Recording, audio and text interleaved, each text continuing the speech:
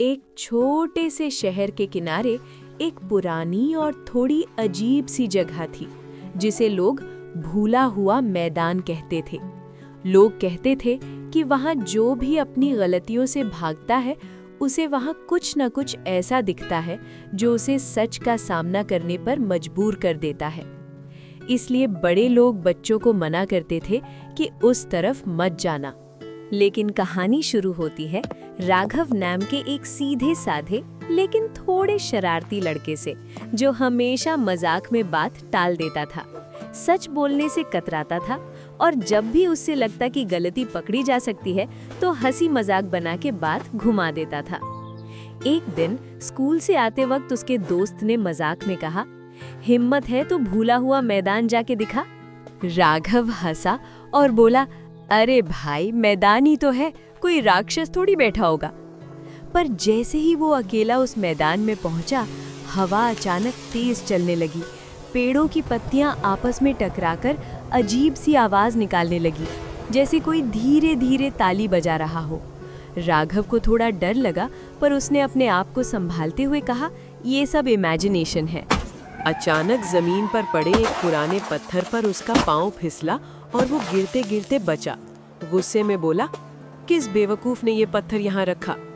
तभी उस पत्थर पर हल्की सी रोशनी चमकी और एक भारी लेकिन शांत आवाज गूंजी, बेवकूफ वो नहीं जो गिरता है, बेवकूफ वो होता है जो गिरने की वजह मानने से डरता है। राघव के पसीने छूट गए।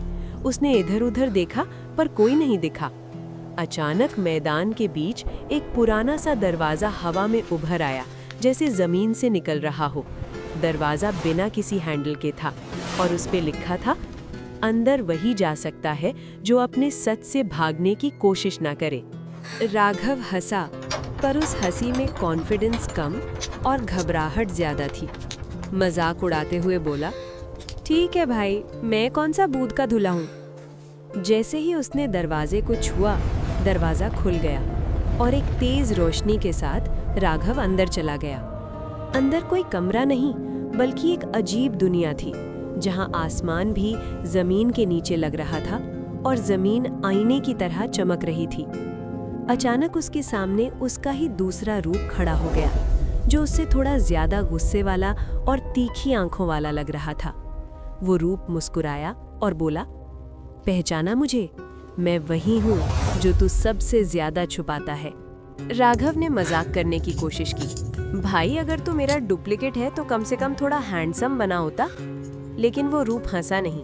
उसने कहा, हर बार हंसी के पीछे सच छुपा देता है, पर आज नहीं। तब आसपास के आईने चमक उठे और उनमें राघव की जिंदगी के छोटे छोटे पल दिखने लगे, जब उसने झूठ बोलकर दोस्त को फंसाया, जब गलती करके माँ से आंखें चुराईं, जब सच बोल सकता था पर चुप रहा। राघव का सीना भारी हो गया। पहली बार उससे लगा कि हंसी सिर्फ एक मास्क थी। अचानक वो रूप आगे बढ़ा और राघव को धक्का दिया। दोनों जमीन पर गिर गए। एक्शन के जैसे पल में राघव खुद को संभालता हुआ उठ खड़ा हुआ और बोला, बस कर, मैं कोई विलन नहीं हूँ। रूप ने शांत आवाज में कहा, विलन तू नहीं, पर अगर सच से भागता रहा तो बन जाएगा। हवा तेज हो गई, जमीन हिलने लगी। राघव को लगा जैसे वो गिर रहा हो। डर के बीच उसके मुंह से निकल गया, ठीक है, मैं मानता हूँ, मैं गलत था। मैं डरता था सच बोलने से, क्योंकि मुझे लगा लोग मुझे कमजोर समझेंगे। इतना कहते ही हवा रुक गई, रोशनी नरम पड़ गई। वो रूप धीरे धीरे मुस्कुराया और हल्का सा हंसा। देखा, सच बोलते ही दुनिया नहीं टूटी। थोड़ा सा कॉमेडी के साथ उसने कहा, और हाँ, होमवर्क वाला झूठ भी काफी वीक था। राघव की आंखों में आंसू आ गए, पर चेहरे पर हल्का सा सुकून था। वो रूप धीरे धीरे रोशनी में बदलने लगा और बोला, याद रख, सच हमेशा आसान नहीं होता, पर सबसे ज्यादा ताकत वही देता है। दरवाजा फिर से दिखा और राघव एक झटके में मैदान के बाहर खड़ा था, जैसे कुछ हुआ ही ना हो। सूरज ढल रहा था, हवा नॉर्मल थी, पर राघव बदल चुका था।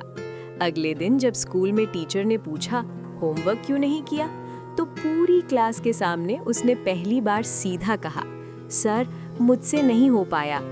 थोड़ी देर खामोशी रही, फिर टीचर ने कहा, गलती मान लेना भी एक तरह की हिम्मत होती है।